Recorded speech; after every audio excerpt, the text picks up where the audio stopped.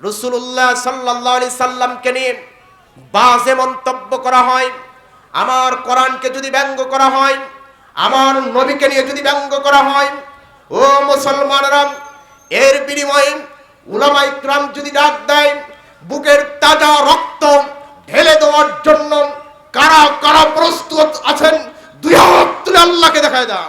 সম্মানিত উপস্থিতি, আমরা এমন একটা সময় কোরআনের কথা বলার জন্য বসেছি এবং শোনার জন্য বসেছি, যেই সময় কোরআনের কথা বলতে গেলে এমন একটা সময় ছিল কোরআনের কথা বলার আগেই মুখগুলিকে বন্ধ করে দেওয়া হতো, ঠিক কিনা? আজকে স্বাধীন বাংলাদেশে স্বাধীন হওয়ার পরে, অনেক রক্ত যাওয়ার পরে, ছাত্র ভাইদের জীবন দেওয়ার বিনিময়ে স্বাধীন দেশ পেয়েছি। এই স্বাধীন দেশে বসে কোরআনের হক কথা বলে, কোরআনের রাজ প্রয়োজন হলে আবারও যদি কায়েম করার জন্য ডাক আসে, উলামায়ে কিরাম যদি ডাক দেয়, মাথার পাগড়ি মাথায় বেঁধে, কাফনের কাপড় মাথায় বেঁধে প্রয়োজন হলে আবারও রাজপথে নেমে আমাদের রক্ত যেতে পারে, প্রয়োজন হলে বুলেটের সামনে বুক পেতে দিয়ে জীবন দিতে পারি, কিন্তু ইসলামী রাজ কায়েম থেকে দূরে থাকতে পারি না, ঠিক কিনা?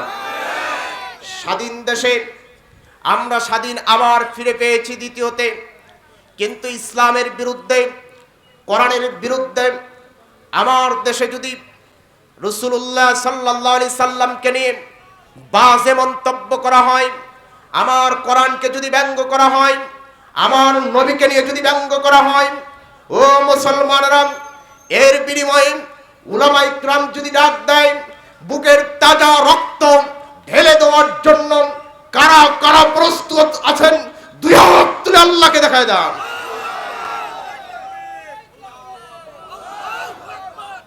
তাকবীর এখনো সকলের উপরে ওয়াজিব হয় নাই, ঠিক কিনা? তাকবীর ওয়াজিব হওয়া এখন পর্যন্ত বাকি আছে। আপনাদের উপর কি বয়স্ক ভাতা ওয়াজিব নাকি? কথা বলেন, ওয়াজিব? যদি বয়স্ক ভাতা ওয়াজিব না হয় তাহলে মুখে আল্লাহু আকবারের ধ্বনি আনার দরকার আছে না নাই? আল্লাহু আকবারের ধ্বনি তো তার অ্যালার্জি।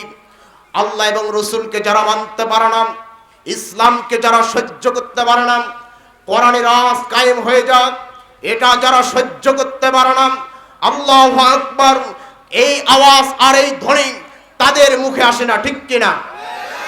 আমরা ঈমানের জন্য জীবন দিতে জানি, আমরা কোরআনের জন্য জীবন দিতে পারি, রাসূলুল্লাহ সাল্লাল্লাহু আলাইহি সাল্লামের ইজ্জত রক্ষার জন্য আমরা বুকের তাজা রক্ত ঢেলে দিতে জানি, কিন্তু আমরা মুসলমান ঘরে বসে থাকতে পারি না, ঠিক কিনা? এজন্য আল্লাহু আকবারের আওয়াজ আসতে হবে না জোরে হবে? ও মুসলমানেরা, আসতে হবে না জোরে হবে? আমার সময় কম, আমি শুধু মাঠটাকে গোছায় করাই দিয়ে যাব, আমার দুই বড় ভাই এসে সেই মাঠে মাছ মারবে ইনশা। আমি শুধু পানিটা ছেঁকে দিয়ে রেডি করে দিয়ে যাই, তারা আসে হাসতে হবে, ঠিক কিনা? বিশেষ বক্তার অবস্থাই এটা।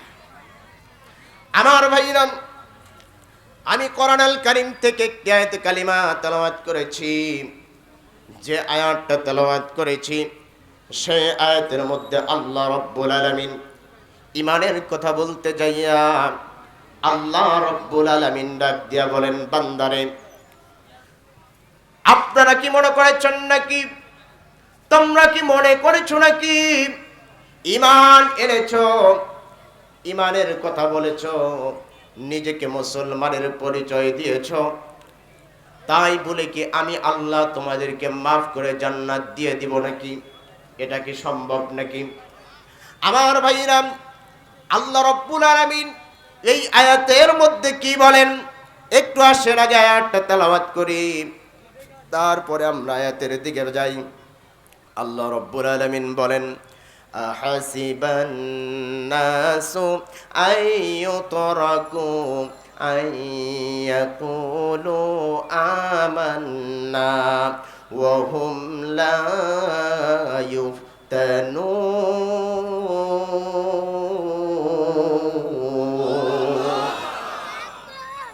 আমার ভাইরা, এক একটা আয়াতে কালিমা তেলাওয়াত শেষ হয়ে যাবে যখন, আমি আমার শাহাদত আঙ্গুলি দিয়ে আপনাদেরকে ইশারা করব ঠিক তখন, আর ইশারা করব যখন আপনারা সকলেই জবান খুলে আল্লাহু আকবার বলবেন ঠিক তখন এই কর্মসূচি চলবে কতক্ষণ?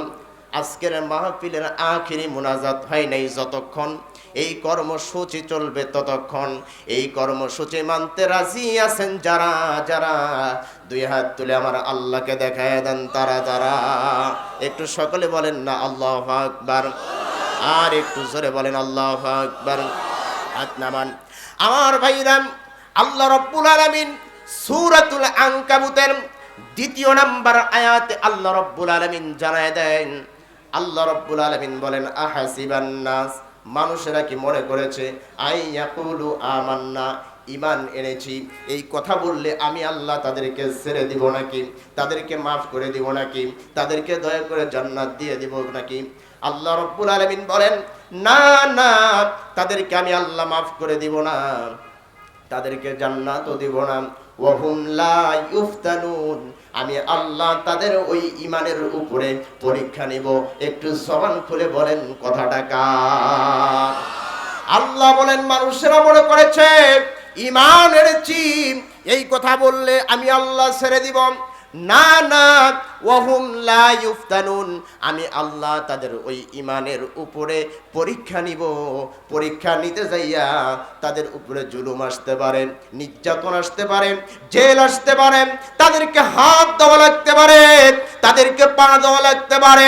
এমন একটা সময় আসবে, এমন একটা সময় আসবে তাদেরকে ফাঁসির কাস্টে ঝুলায় পর্যন্ত শেষ করে দিবে। ঈমানদার যারা বাতিলের কাছে মাথা নত করবে না, তারা ফাঁসির কাস্টে ঝুলতে রাজি আছে, কিন্তু বাতিলের কাছে মাথা নত করতে তারা রাজি হবে না। কথা বলেন ঠিক?